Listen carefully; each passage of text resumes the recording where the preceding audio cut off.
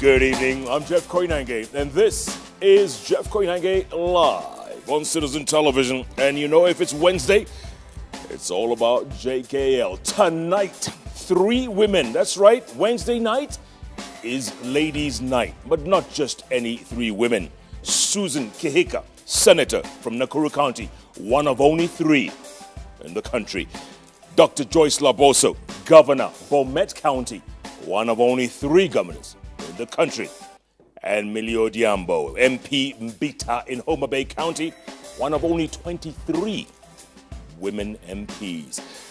We're going to be talking to all 3 of them. They're in makeup right now, I guarantee you, so they'll be here shortly, hopefully. We're asking you the question in the meantime. Here's a question for the night. With the election of 76 women, is Kenya on its way to achieving the desired 2/3 gender equity? Say that again. With the election of 76 women, that's only 76 out of 349. Is Kenya on its way to achieving the desired 2/3 gender equity?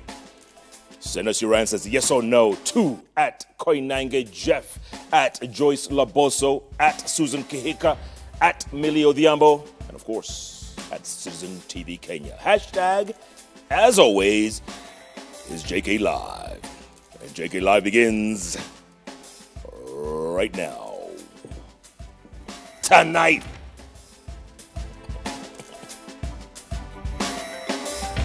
Hold your tongues.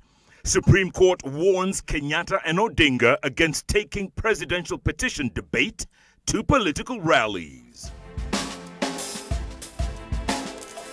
Newly elected MPs vow to reject reduced salaries gazetted by the Salaries Commission. Traders smell opportunities for alternatives to plastic bags as government clarifies on ban exemptions. And do not try it at home. Chemistry teacher seriously injured after suspected experiment backfires in his Kisii house.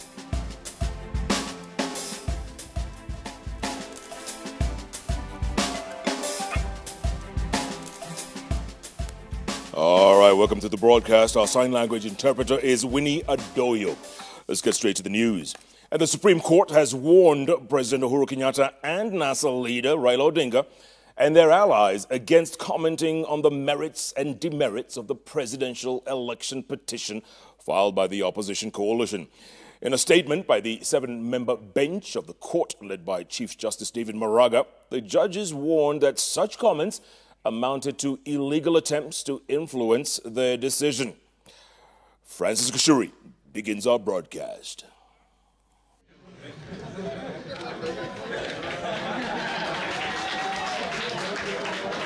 Five days after the NASA flag bearer in the State House race filed a petition challenging President Uhuru Kenyatta's declaration as the victor in the contest, the political class has hardly paused in discussing the merits and demerits of the case. Tunaambia Wakenya ya kwamba wakati imewadia wao kusimama ili watetee haki yao. Vile walipiga kura mpaka heshimiwe na mahakama na wale ambao walishindwa. I tell my brother anyway, it is his right to go to court na tunagojea maamuzi wa court. Lakini jameni, angekuwa muungwana kama principal wake hapa anaitwa Isaac Ruto. Ndio Kenya iweze isonge mbele. Lakini afuate haki yake kwa sababu ni haki yake. Sisi hatuna shida ya kugojea, tutagojea. Chief Justice David Maraga is however calling to order the 2 main protagonists in the presidential race, their agents and allies. Maraga directing parties to the petition to adhere to the sub judice rule and refrain from prosecuting a case that was before the highest court in the land. The Chief Justice is asking lawyers representing parties in the petition to advise their clients on the consequences of making statements that undermine the authority and independence of the court. The Law Society of Kenya also echoing Maraga's directive. The social media has been awash with discussion on the conduct of some judges of the Supreme Court and their perceived leaning. Maraga warning against profiling of the judges or utterances meant to untwist them to rule in favor of either party. Two of the 6 judges who sat in the 2013 presidential election petition filed by Odinga and the Coalition for Reforms and Democracy CORD have since exited the stage, and 3 new judges joined the bench. The 2013 verdict was heavily criticized, and NASA is edgy over the petition's outcome next Friday. Hatutaki baada ya siku chache tuambiwe kwamba judgment ni ya dakika 2 alafu watu wanaondoka kwa podium. Tunataka tujue kila judge anasimama namna gani. Kama anaamua kwa njia fulani, atueleze ameamua kwa njia kwa nini, sababu gani, ili tuelewe. Section 27 of the Supreme Court regulations allows the judges to issue a brief ruling on Friday and a comprehensive verdict within 14 days, Maraga assuring the litigants of a fair hearing to NASA's prayers for the nullification of the presidential election results and a fresh contest within 60 days of the ruling. Francis Gashuri, JKL. All right, thank you, Francis. In the meantime, a salaries standoff is looming between the Salaries Commission and MPs over the slashing of their salaries to save public funds. Homa Bay Women Rep Gladys Wanga, who is a member of the Parliamentary Service Commission, says MPs will fight a new salary structure that has also cut mileage allowances and scrapped their car grant. Stephen Leto reports. Just when the taxpayers thought they will save 8.8 billion shillings through state officers' pay cut, MPs' appetite for more money could thwart the Salaries Commission's plans to slash their pay. Homa Bay Woman Representative Gladys Wanga, who sits in the Parliamentary Service Commission, says SRC decision to cut their salaries is unacceptable. The commission is chaired by the Speaker of the National Assembly. As the Parliamentary Service Commission, we will not stand by and watch SRC humiliate members and reduce members to beggars who are expected probably to go to the executive every Friday to go and beg for handouts for them to go to their constituencies. We will stand up for the rights of members of Parliament. MPs in the 11th Parliament, whose term expired on 8th of August, were pocketing 710,000 shillings per month in salaries alone. SRC now pegging the lawmakers' new pay at 621,250 shillings monthly. Both speakers of the National Assembly and the Senate earned 1.3 million shillings. The Saraserem team has cut their pay by 165,000 shillings. Deputies of both speakers have also been affected and will now earn 924,000 from 1,056,000 shillings, according to the new structure that was gazetted on 10th of July. Majority and minority leaders in both houses have also been hit hard by SRC's evaluation and have lost 255,482,000 in their payslips. The elephant in the room is the millions of shillings the legislators have been taking home in the name of mileage claims. SRC zoning the country into 4 categories according to distance from Nairobi. Lawmakers representing constituencies within a radius of 750 kilometers from Nairobi will receive 266,663 shillings only for traveling to and from their constituencies, while MPs from remote constituencies covering above 1,500 kilometers on return will receive 738,833 shillings. This is a departure from previous structure where MPs were claiming 90 shillings for every kilometer covered. If you are removing the car grant, what we're telling Serem, provide then for vehicles for members of Parliament for them to be able to perform their duties adequately. You cannot say that a member of Parliament coming from Isiolo, for example, will walk to Isiolo and back. Meanwhile, IEBC has gazetted names of all the elected members of Parliament and members of the county assemblies, setting stage for their swearing in upon communication from the clerks. Even as the 12th Parliament prepares to convene, it will be interesting to note how members of Parliament elected in all the 290 constituencies will stage a united front to ensure that they line up their pockets, especially after emerging from a grueling and expensive campaign in the run-up to the August 8 polls. Stephen Leto for Citizen TV, Parliament. All right, thank you, Stephen. Here's a question for the next story for Bomet Governor Dr. Joyce Laboso. The Public Service Commission has warned county governments against arbitrary sacking of staff as the new governors settle into office. The warning came as several counties sought to replace county executives and secretaries just days after newly elected governors were sworn into office. Sam Agina has the details. It is a mad rush in counties as governors seek to restructure their new administrations. A cross-section of governors have advertised for top county jobs in a quest to overhaul the past administrations and inject new blood. Nyamira County Governor's Office has advertised for 10 positions for the slots of the County Executive Committee members, 12 county chief officers, and a member of the Public Service Board and county secretary position. Also seeking to recruit fresh county officers include Uasin Gishu County with 10 County Executive Committee members and 16 chief officer positions. The same is replicated across Kakamega County, Busia County and Kwale County. But the Public Service Commission is warning incoming county administrations against overzealous suspensions and sacking of staff. Professor Margaret Kobi is saying such unilateral decisions might attract an avalanche of legal suits. Despite governors claiming the suspensions are meant for austerity measures and payroll cleanup, critics believe the move could be a ploy to create space to reward cronies.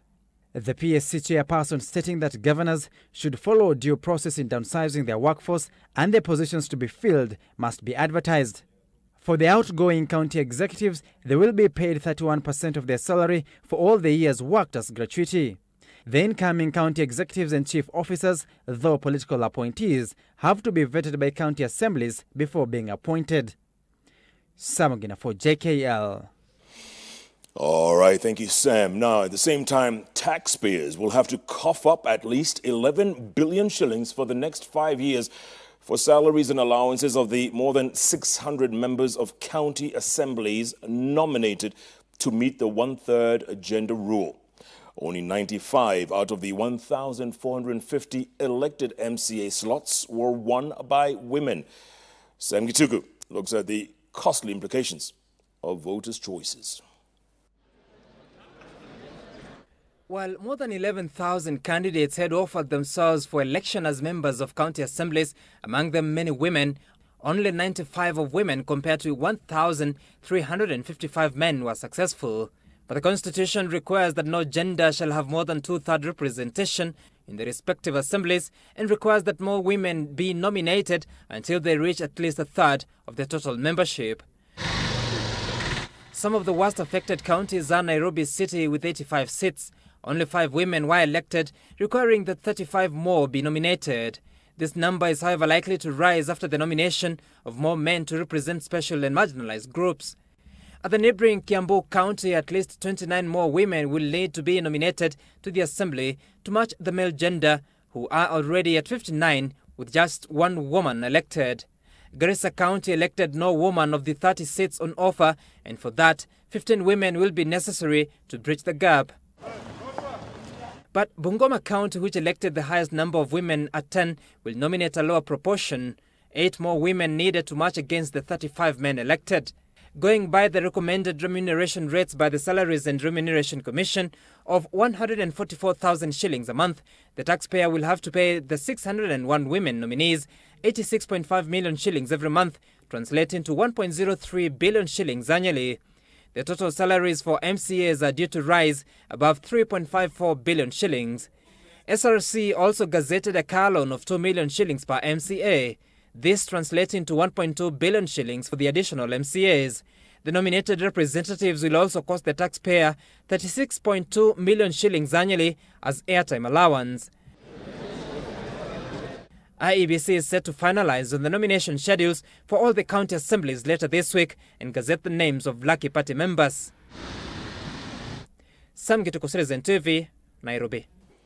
All right, thank you, Sam. Now, in other news, the government insists the ban on plastic bags that takes effect next Monday will be vigorously implemented, even as a section of the manufacturers move to court to protest the ban. The government, however, clarified that a specific category of manufacturers will be exempted from the ban. Let's get more from our own Patrick Igunza. Come the 28th of August, it will be illegal to import, make, use, supply, or even handle plastic bags, with users risking a penalty of up to 2 million shillings. Improper handling of these bags that have over the years proven popular for packaging and carrying goods has posed great health and environmental risks. And now the government says there's no turning back on the ban on plastic bags.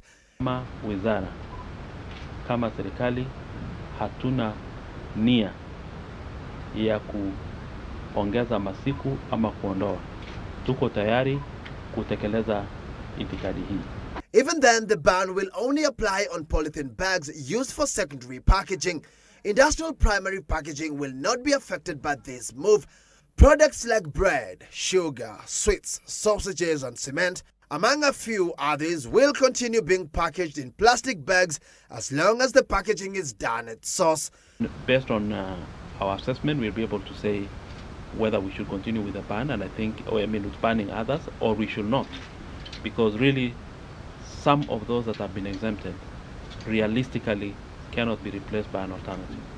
The government is now advocating for adoption of alternative bags made from environmentally friendly material.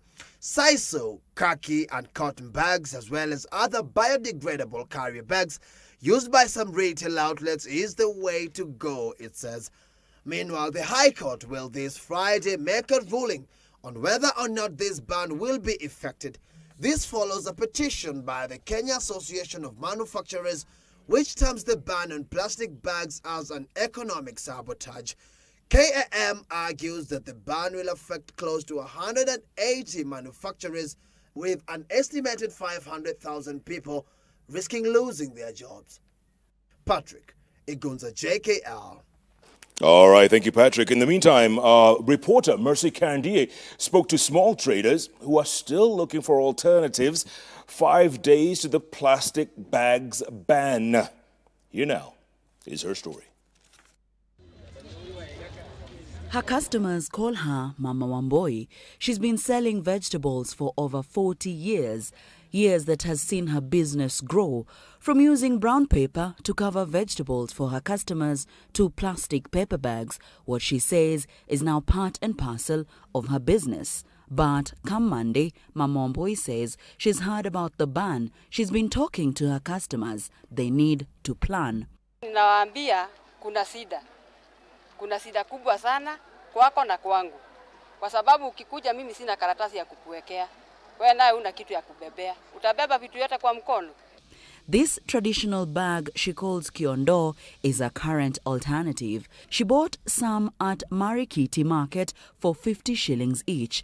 She is, however, yet to figure out how she'll package stock for her clients.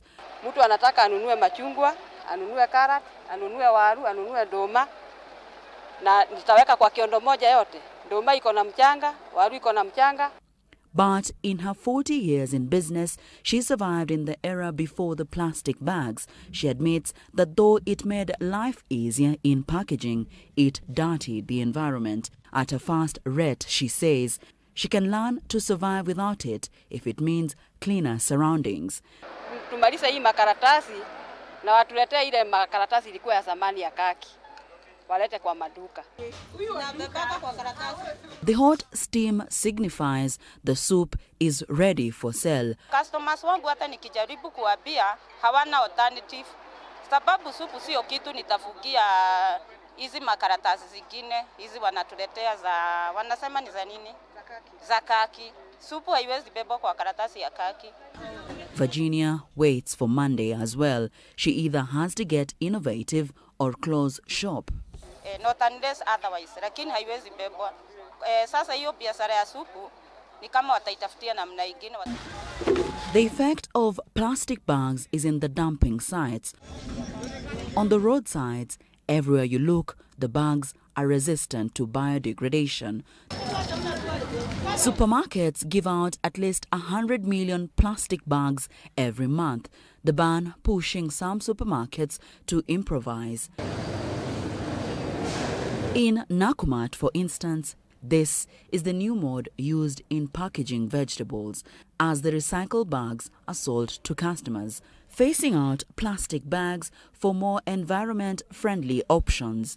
It's a push to make the environment better, but for those whose businesses solely rely on plastic paper bags, what they say is that they need measures that put them into consideration. Masi Kandietanui, Citizen TV, Nairobi County. All right, Mercy, thank you so much. 5 days to go. Tick-tock, tick-tock. In other news, Anti-Terror Police Unit is investigating an incident in which a teacher's house was blown up as the teacher was allegedly conducting an experiment in Kisii County. Hassan Mugambi reports.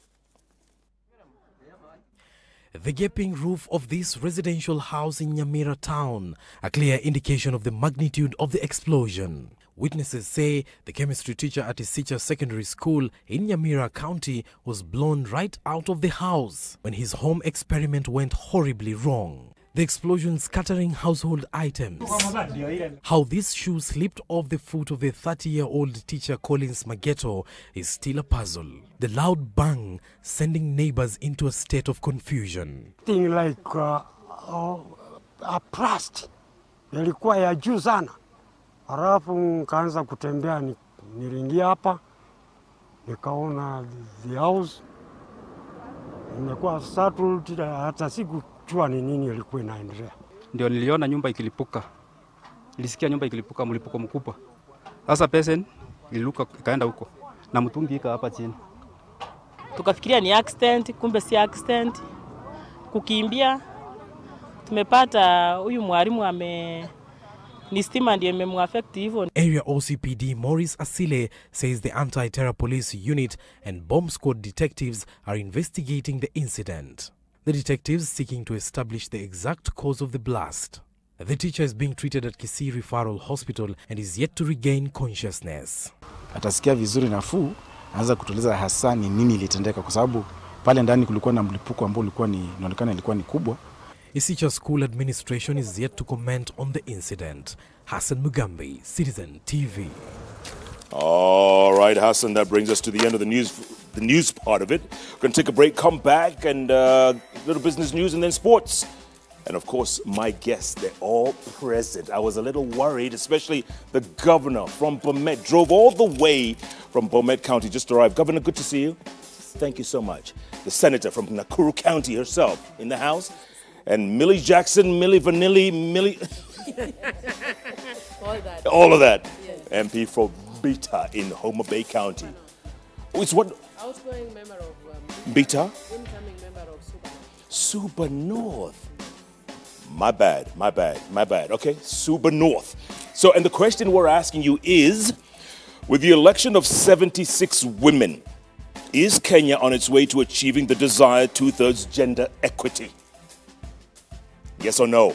At Joyce Laboso, at Susan Kihika, at Millie Odhiambo, at Koinange Jeff, and of course at Citizen TV Kenya. The hashtag is JKLive. JKLive takes a break. We'll be back in a moment.